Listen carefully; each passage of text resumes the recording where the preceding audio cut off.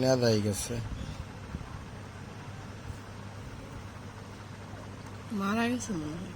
হুম? মারা গেছে কারণটা কি? আমি তো জুলাইও আনি নাই। বলতে পারবো না। দাদা কই না দেখা যায় দেখছো দেখো নড়ে চড়ে না। আচ্ছা ওই যে আর একজন আছে না, আরেকটা ভিডিও আছে না, না ওটা একটু ভিডিও করে নিয়ে এসো তো।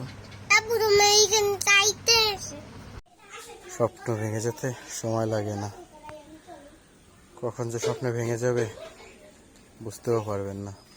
রামনের মনটা আজকে অনেক খারাপ, কেন জানেন? কারণ রামনের পাখিটা মারা গেছে। আসলে গতকাল আরিফা আমাকে যে সারপ্রাইজটা দিয়েছিল, ওই পাখিটা আজকে গিয়ে দেখি মারা গেছে। দুজনে সবারই আজকে মনটা খারাপ। দেখেন না, আরিফার মুখটা একদম ছোট হয়ে গেছে, সবার মুড অফ।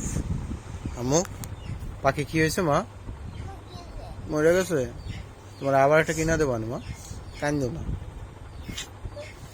আসসালামু আলাইকুম, কেমন আছেন সবাই? আজ আমাদের মনটা অনেক বেশি খারাপ আর কি। আসলে সারপ্রাইজ গিফটটা পেলাম না, তার আগেই হারালাম। দেখাচ্ছে কি অবস্থা। কাল কত সুন্দর, শক্ত হয়ে গেছে। একটু আগে কিন্তু নরম ছিল, তাই না? দেখো, মৃত্যু কি জিনিস। সব থেকে বেশি খারাপ লাগে কি, যে আমার ঘরে আসার পরে পাখিটা মারা গেল। দেখছো মা, পাখিটা মারা গেছে। আর আদর করে লাভ হবে না মা, ও মারা গেছে। আমার এতটা কষ্ট কখনোই লাগেনি, কারণ আমার হাতে এই পর্যন্ত কোনো জীব জন্তু আমি মারিনি। আমি ছোটবেলা থেকেই এমন, আমি কোনো জিনিস কখনো মারিনি। আর এটা আমার হাতে মারা গেল, মানতেই পারতেছি না, খুব খারাপ লাগতেছে। খুব আশা করে নিয়েছিলাম। আচ্ছা আরিফা, এটা এখন নিশ্চিত যে মারা গেছে, কারণ এটা শক্ত হয়ে আছে। এটা ফেলে দিলে আমার খুব খারাপ লাগবে। আমি একটা কাজ করি, চলো মাটি দিয়ে দিই। চলো তাহলে এটা গর্ত করে, ইস মনে হয় কি ডিপ গেলে, কিন্তু আসলে না, এটা বাতাসে আর কি নড়তে আছে, এটা শক্ত হয়ে গেছে। কিছুক্ষণ আগেও নরম ছিল। আসলে এটা যখন আমি খামারে ছাড়ছি তখনই কিন্তু ওর নিঃশ্বাসটা কেমন জানি না, উঠছে নামছে কেমন জানি করছিল। আসলে বাচ্চা তো এখনো পশম ওঠে নাই। সর্বোপরি কথা, এটা কিভাবে কি হলো আমি বুঝতেছি না। এর সাথে যেটা, এটা কিন্তু দিব্যি উঠতেছে, তাই না? ওইটাও কিছুদিন পরে এখন হয়ে যাবে, এখন তো বুঝতেছি। ছোট তো, আর একটু বড় হলে ওর জন্য একটু সঙ্গে নিয়ে আসবো। চলো তখন এত ছোট আনবো না, একটু বড় আনবো। একটু বড় আনবো। আমি সাজেস্ট করবো যারা পালবেন আর কি, শিকারি তো না এটা, আসলে যারা এগুলো পালে আবার তাদের জন্য অভ্যস্ত। আমি তো এখনো পাখি পালার অভ্যস্ত না, হয়তো এই কারণেও হতে পারে। নিজের দোষ স্বীকার করতে হবে। আবার দেখা যায় ওর কিছু হতেও পারে, যেহেতু ওর সাথে আর একটা আছে। আমার যদি গাফলতি হতো তাহলে তো ওইটা মারা যেত। ওইটা তো দিব্যি বুঝতে আছে, ওটা আর কি সুন্দর আছে। চলো এটা মাটি দিয়ে আসি। এটা হাড়ির কাছে এসে ঘুরতে আসছে। হ্যালো, ওর সাঁতারটা দেখছো? সোজা পথ রাইখা উল্টা পথে এসে ঘুরতেছে, এই যে দেখা যায়, এই যে টিনের সাথে লাইগা রয়েছে না। মারা গেলে এটাও যাবে, তাই না? তো হবে। ওরা কিন্তু ওদের ভাবে, ওরা কিন্তু খুব নীরব প্রাণী। অনেকে ভাবতে পারেন যে না ঘুঘুতে মারছে, না, এটা খুবই নীরব একটা প্রাণী। ওদের ধরলে ওরা এটা আনছে ছোটবেলা, তো এটা খুব শিকারি হয়ে গেছে এটা, কারণ এটা মারা যায় নাই, ভয় পাবে তাক ওঠে।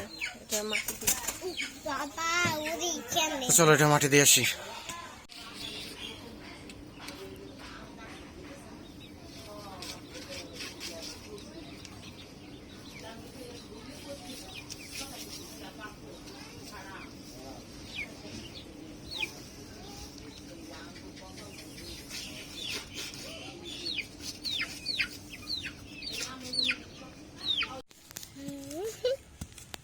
পালা পাখির বলে না জ্বালা বেশি, কারণ ওরও অধিকার আছে মাটিতে এই করার। আমি এটা ফেলাই দিলাম, কুকুরে বা বিড়াল নিয়ে গেলে তো নিয়ে যাবে যে কোনো কিছুতে, তখন কি দরকার।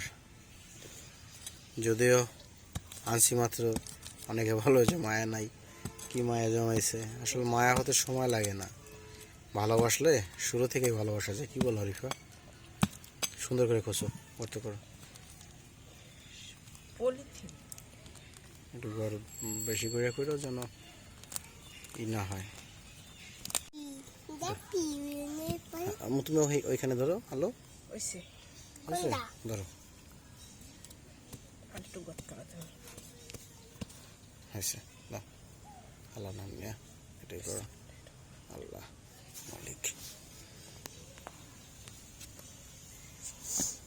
দাও, আমার মাটি দাও, দাও।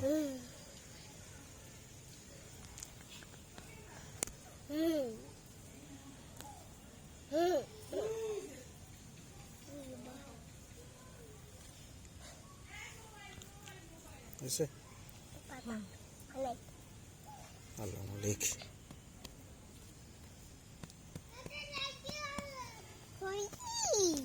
মাটি চলো মা, এই ঘরে যা, ঘরে যা, তো আরিফা চল, মন খারাপ করে লাভ নেই। সবাই ভালো থাকবেন, সুস্থ থাকবেন। আসসালামু আলাইকুম।